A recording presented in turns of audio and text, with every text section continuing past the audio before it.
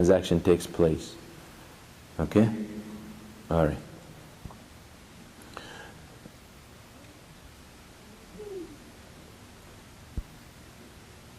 عقود جائزة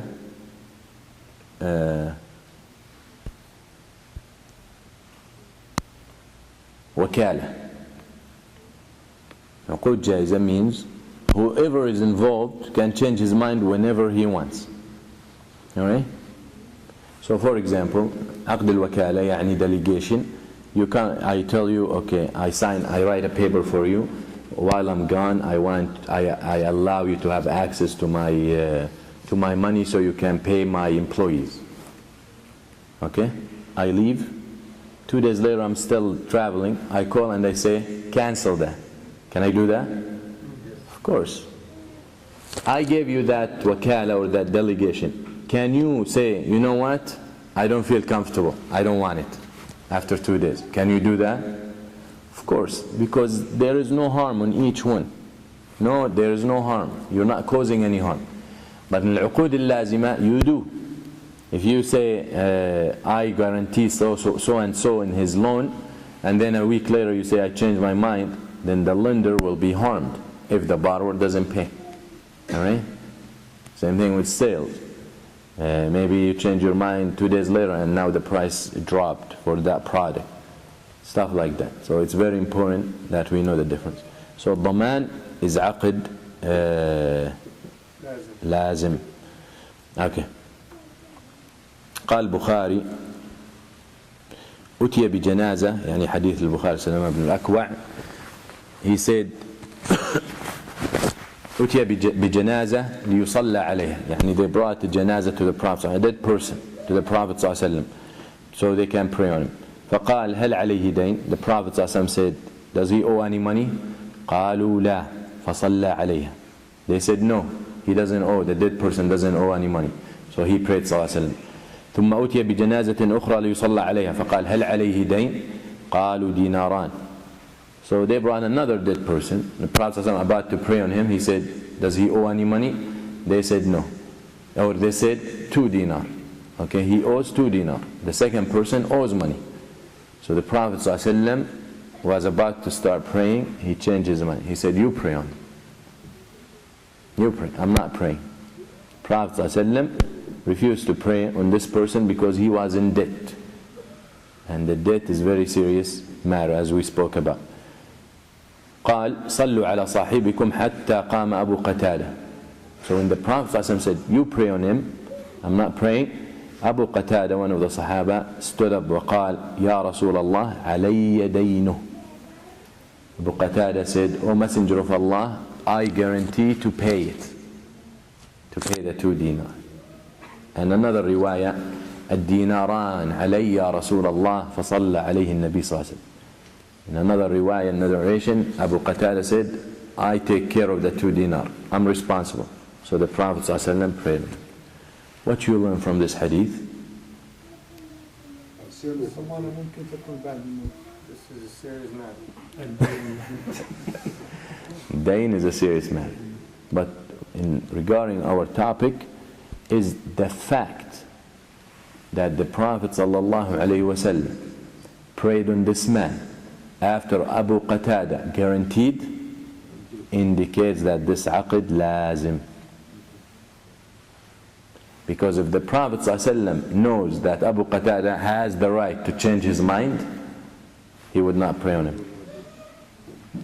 Okay? So as when Abu Qatada said, I'm responsible, as if the dead person now, he doesn't owe any money, and it's Abu Qatada who owes the 2 dinars. Alright? That's why the Prophet ﷺ prayed on him. Correct me if I'm wrong. I was going to ask you, when the Prophet ﷺ, he says, Sallu alayhi, and he was not going to pray on the person who owed money. I was going to ask you, does that mean that whenever someone dies, we have to ask if he owes money? But when he said, pray on him, that means that was a special thing for the Prophet ﷺ, not for... The Prophet ﷺ wants to make a point. The fact that he tells the Sahaba, you pray on him, that means it's not haram to pray someone who owes money. Alright? But since the Prophet ﷺ and who he is wants to make sure that this is something serious, and you should make sure that your debts are paid off before you die. Okay? So, and this applies to the Prophet ﷺ as well as applies to the people who are influential, the ulama, the imma. That is something they should do, to teach the people that, listen, if you are committing this kind of sin, or you're committing this practice and you die, you might not have the people, the righteous people, to pray on you. Alright? So very important that we pay attention to these things. Alright? Fine.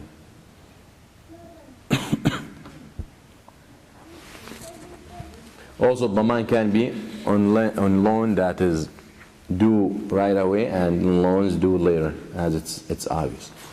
قال المؤلف رحمه الله: فإن استوفى من المضمون عنه أو أبرأه برئ ضامنه، وإن أبرأ الضامن لم يبرأ الأصيل، وإن استوفى من الضامن رجع عليه.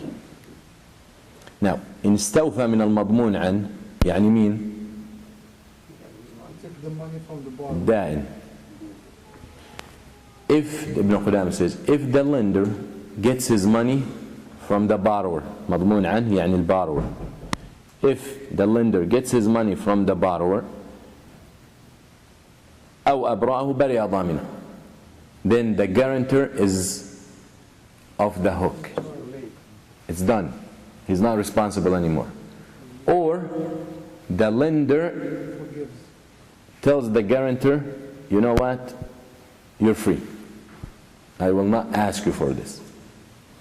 So the two ways that the guarantor can get out of this contract is if the borrower pays off his debt to the lender, or the lender himself tells the borrower, tells the guarantor, you're not responsible.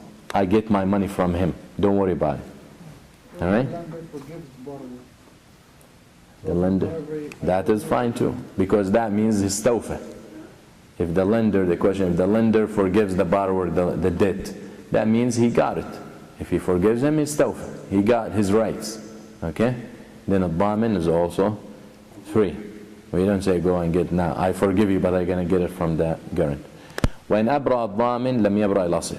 Now, if this lender goes to the guarantor and tells him you're free, you're off the hook, you're not responsible, I will not ask you, that by no means that he also forgave the borrower. So the borrower doesn't think, oh, the guarantor is not responsible, that means I'm not responsible. Cool. No, it doesn't mean that. Okay? وَإِنْ اسْتَوْفَى مِنَ الضَّامِنِ رَجَعَ عَلَيْهِ. مين استوفى من الضامن? Then, if the lender gets his money from the borrower, from the guarantor, then رجع عليه يعني the guarantor goes back to the borrower to get his money. So in other words, if the borrower doesn't pay and the lender comes to get his money from the guarantor, and the guarantor pays it off, he's responsible, عقد لازم, he pays it off, then the guarantor, damin, now gets his money from the borrower. He has the right now to go and ask the borrower for the money that he paid for him.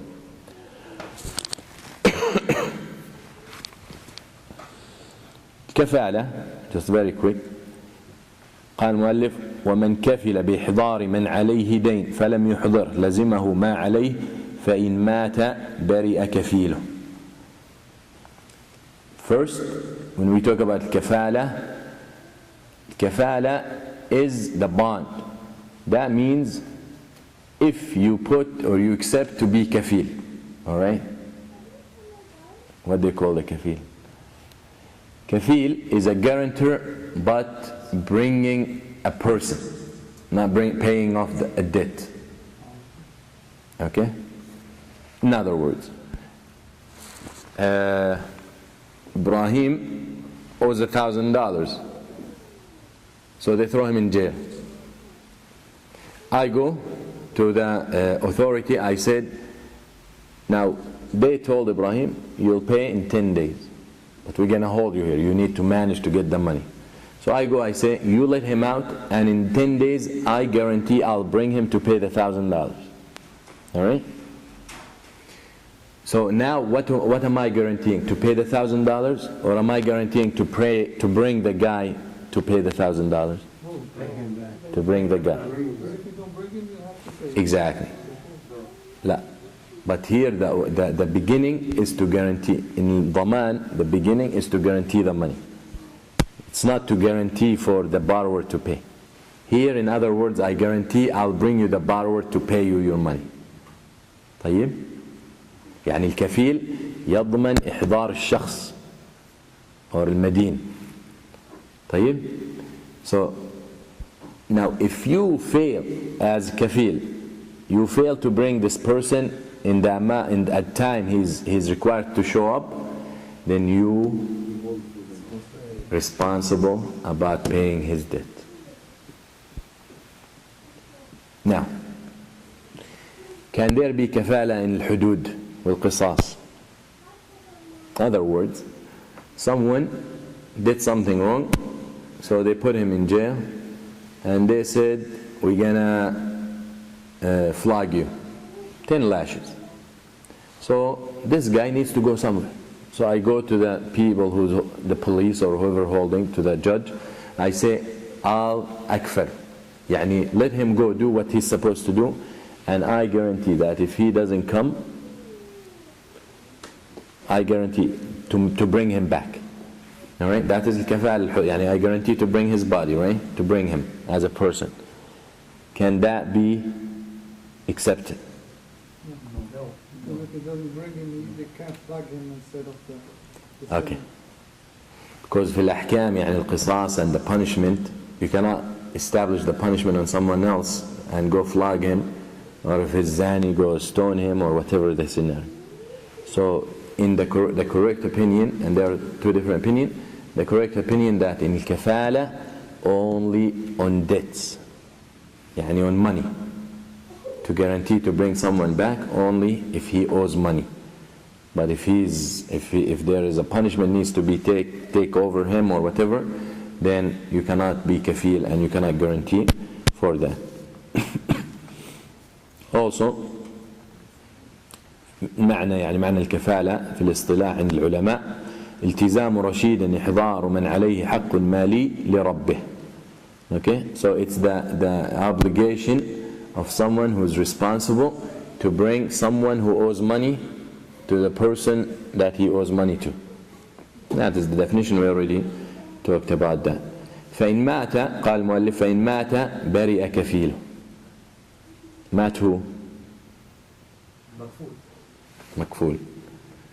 So this person that I got out of jail for X amount of time, what if happens I'm supposed to bring him in 10 days.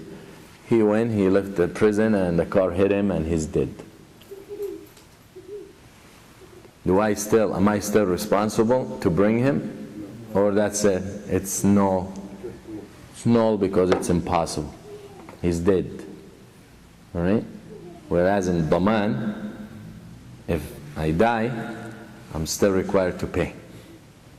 If the borrower dies, am I responsible to pay? Yes. But here, if the borrower dies, that I'm supposed to bring back, that's it. There is no kafala. The kafala is null and it's not practicable.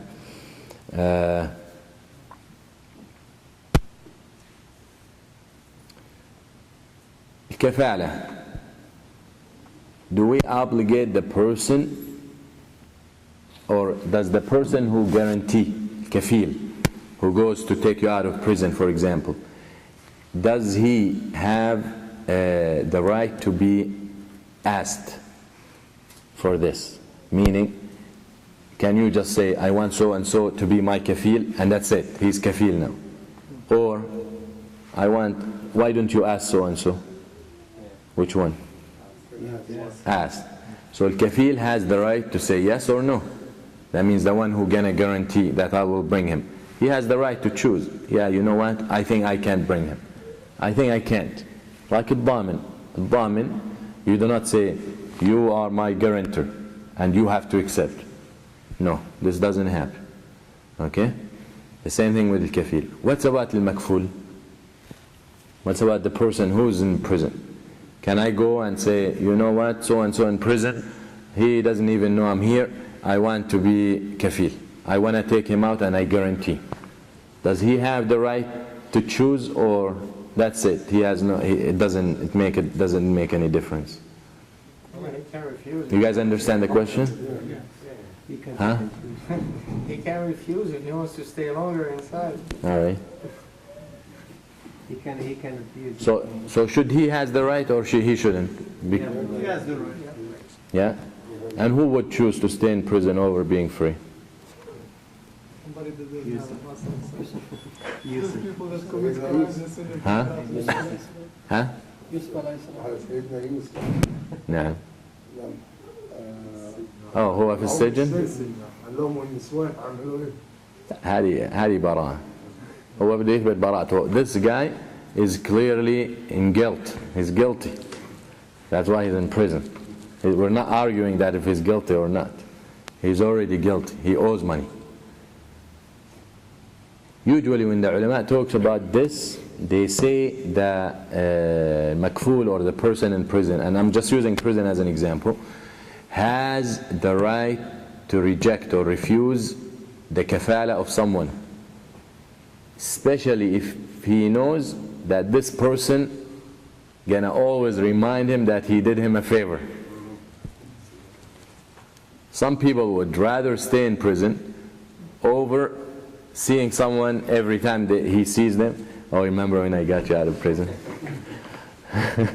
All right? Remember when I did that?